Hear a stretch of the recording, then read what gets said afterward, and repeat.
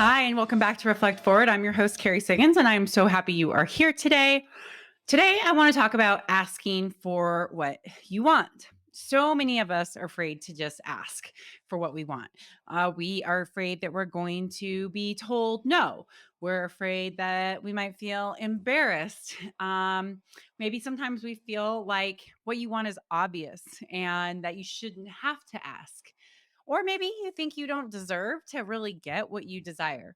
There are a million excuses to not ask for what you want, but they're just excuses. So I want to encourage you to stop making excuses and just ask. I'll tell you a story about why I think that this is so important. When I first came to Durango, I was looking for a job and I knew that I really wanted a place to work where I could find meaning in my work, where my talents and skills were aligned with the role, where the culture was a good fit. I was very specific on the things that I was looking for. And the reason was because I had left a crappy job that I was not excelling at, that wasn't a good match for my skills and talents and was not a cultural fit. And it's having a bad job was part of the downward spiral that I went to rock bottom. And so it was really important for me to find this really meaningful full role. But I came to Durango, and if any of you have been to Durango, you know that there's not a lot of great jobs here, and so it's not easy to find the right one. So when Stone Age was looking for a general manager, even though I was grossly underqualified, the research I did on the company was like, oh, that's that's it. That's a job that I want. And so I decided to apply for it, even though I was underqualified. And yes, I had the thought of like maybe they're just gonna laugh at me because I'm so underqualified. Like, why would she apply for this role? Maybe I would not even get an interview and it would make me feel worse about myself. But I decided that, well, if I don't apply, the answer is for sure a no. So why don't you just see what happens? Maybe if you don't get the general manager position, it'll be a way for you to get a different role within the company. So I did it, right? I put my application in and I wrote a really, really strong cover letter telling why I was so interested in the job, addressing why I was underqualified and how I would overcome the lack of an experience that I had and make it up with drive and passion and the pursuit of success. So I asked for what I want and I got an interview. I met with the founders, I met with the management team, and I got the job. And every time I think of this story, I'm filled with gratitude because if I wouldn't have put myself out there, if I wouldn't have gone out after it, if I wouldn't have said, oh, I'm going to try, even if I get told no, then I wouldn't be sitting where I am today on this podcast, living my very best life. So it's really important to go after what you want, to ask for what you want. And there's lots of different ways to do it. All right. Applying for your dream job is one of those, is one of those ways. So, how do you ask for what you want? Number one, you need to get clear on it for on what you want. The more clarity that you have about what you want, it will be easier to ask. Why? Because if you believe deeply in what you're asking for, then you're going to be better able to articulate why you want it and influence the person you're asking. And so, like for me, for example, I knew that I wanted this kind of job. And so I could write my cover letter and be very specific about what I was looking for and the value that I thought that I would bring to the company with my passion and drive and my constant pursuit of success, how that would translate for success with the company. If I wasn't really clear on that, I wouldn't have been able to write such a compelling cover letter that allowed me to get an interview, even though I was dramatically underqualified for the role. So make sure you understand what you want and why. If you aren't clear, do some research, dig deeper, ask yourself, what are your motivations? And so that way, if you get nervous about asking for what you want, you can go back to those things. You can go back to those motivations, go back to the desire, go back for the vision that you have for your life. So that's the first thing. The second thing is know who to ask. If you ask the wrong person or people, you're bound to get a no. You can't get a yes if the person you're asking cannot deliver upon your request. It's hard to ask for something over and over again. So make sure you do your research and that you're asking that right person. You don't want to lose steam if someone says, oh, yeah, well, nope, not the right person to ask. Go talk to this person. Make sure that you know who to ask. Make sure that you're talking to a decision maker. When you are getting ready to talk to that person, anticipate the reasons why that person might say no. Try to understand their motivations, their concerns, the roadblocks of that person might face ahead of time, and then be prepared to speak to them so that you can help them overcome that. For example, I know that you're probably looking for somebody with more experience than me because of XYZ. And here's how I'm going to overcome my inexperience. I'm going to do XYZ, right? I anticipated the fact that they were going to probably go, ooh, no, she's young. She doesn't have a whole lot of experience. So I put myself in their shoes and made sure that I would answer those kind of direct things that would maybe make them say, nah, it's not worth interviewing. Number 3, when you're asking, think about your body language. Don't come across as slouched or with your arms crossed. Stand up. Don't look at the ground. Make eye contact. Show confidence. Smile. It's amazing what a smile can do. If you're feeling really nervous, take deep breaths. It's amazing how we can calm ourselves if we just take a few slow inhales and slow exhales. Always make eye contact, always smile. You are so much more likely to get what you want when you put that person at ease. For example, I always ask for upgrades no matter what. Flights, hotel rooms, rental cars, anytime that I can ask for an upgrade, I do. And I don't do it just because I want the upgrade. Of course, that's nice, but I do it because it makes me practice asking for what I want. And I do it by being nice, by asking the person how they're doing, by understanding that maybe they're having a crappy day and maybe I can make their day a little bit better by telling a joke or making them smile or making them feel like they're seen. And then they're much more likely to give you that upgrade. So, for example, when I'm asking for, let's say, a upgrade at a hotel room, come in. Oh, how you doing today? That's good. Yeah, has it been really busy in the hotel today? Yeah, I bet you're tired, aren't you? Me too. Yeah, just got in from wherever. Hey, you don't happen to be able to have an upgrade to, a suite tonight? That would be so amazing. I haven't slept well in nights and nights and nights, and I'm so hoping to get a good night's sleep. Any chance that that could happen? If it can, great. If not, thanks so much for trying. I really appreciate it. It's so much easier to get a yes when you put that person at ease. 9 times out of 10, I get an upgrade. Flight's a little bit different because there's the status thing, but I still ask all the time, "Is there any chance I can get an upgrade? How can that work?" And I always make people feel special and at ease when I'm asking.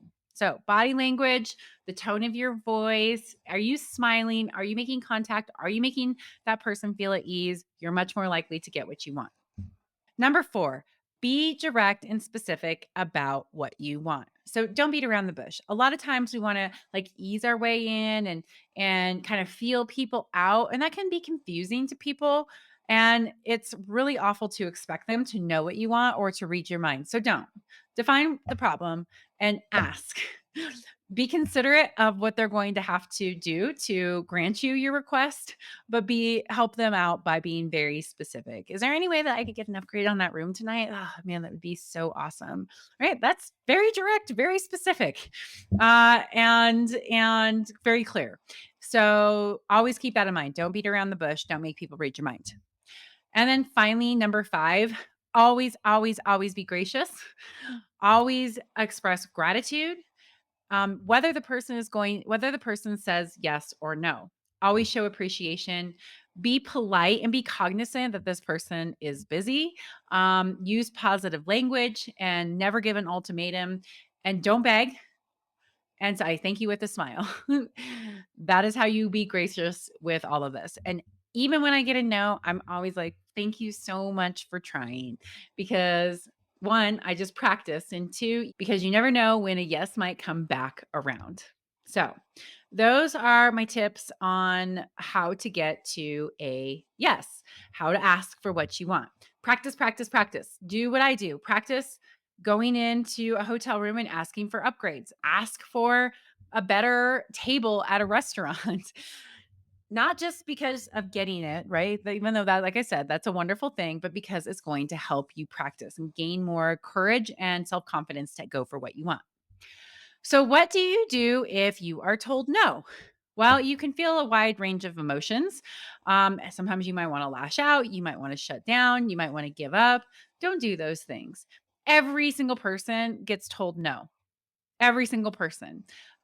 I've gone through tremendous amount of disappointment for not getting what I want. In fact, like the job that I wanted before I got the job at Stone Age, I was trying so hard to get an interview and I didn't. I even met with the exiting executive director of the firm I wanted to go to, and I didn't get a interview, and I was really disappointed.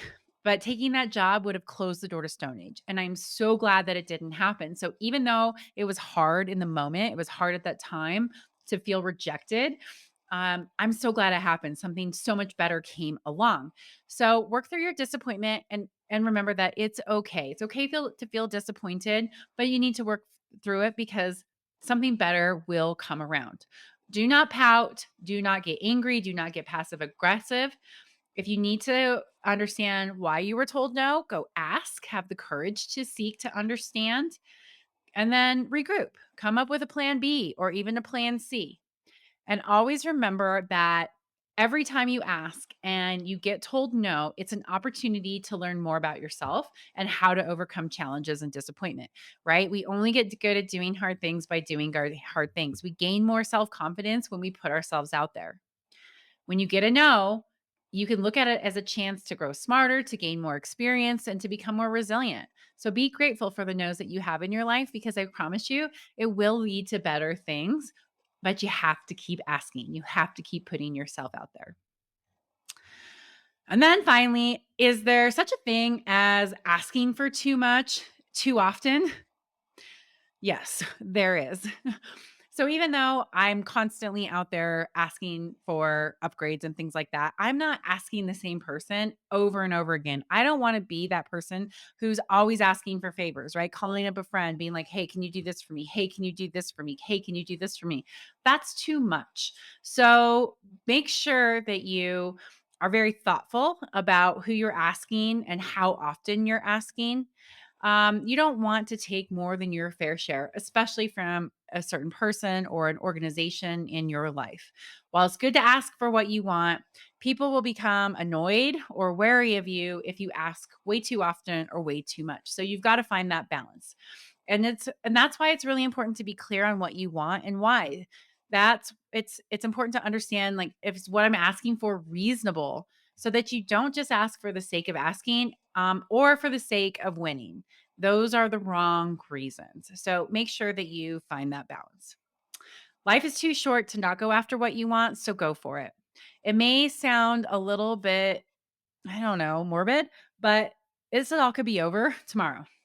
And you don't want to be in that last day going like, "Oh, I wish I just would have gone for it. I wish I would have asked for what I wanted." So put it out there. Ask for what you want. Go for it. Be in control of the trajectory of your life and your career. You might just be surprised what you get when you ask for it. All right, that is the topic for today. Question of the week comes from a gentleman who I am mentoring, and he goes to the fore. I'm sure we'll be talking about him on the podcast because he is a lot of fun and he's brilliant, and he's definitely asking very interesting questions. But he asked me, "What are you reading right now?" And I'm reading a really interesting book. I am reading Think Like a Monk by Jay Shetty, and I love it. And the reason why I love it is because I have really been exploring my attachment to things and trying to remember that nothing is really mine. I could lose it all at any moment, and that has nothing to do with who I am as a person. And when you are not attached to the things in your life, you can be very grateful for them, but you also don't experience as much suffering when you no longer have them. And I think that's a really powerful thing that you can say, wow, I don't have an attachment to this. It's okay. I'm working on attachments to my own ideas, right? I don't have an attachment to this. If it goes this way, that's okay. If it goes this way, it's okay, right? I'm going with the flow. I'm learning how to not be attached to material things, right? I really, really want a new car and I really, really, really don't need a new car. And so I'm exploring this attachment to what makes me want that new car. It's not because I need it. Is it because I want, it as a status symbol? Is it because I want it for, whatever reason? Exploring those attachments are really, really healthy. And I love the way that Jay talks about his time as a monk and how he learned how to lose his attachment, his strong attachment to things in life, and how much better that made his life become. So that is what I'm reading right now. Super interesting book. Highly recommend it if you're interested. All right, that's it for Reflect Forward for today. I look forward to seeing you next week. And again, as always, if you like this podcast, please subscribe to it on any podcast platform or on YouTube. Write a review, rate it on iTunes. That's very helpful. Share it with a friend. I always appreciate it and helps with the algorithms. Thanks so much. We'll see you next week. Bye.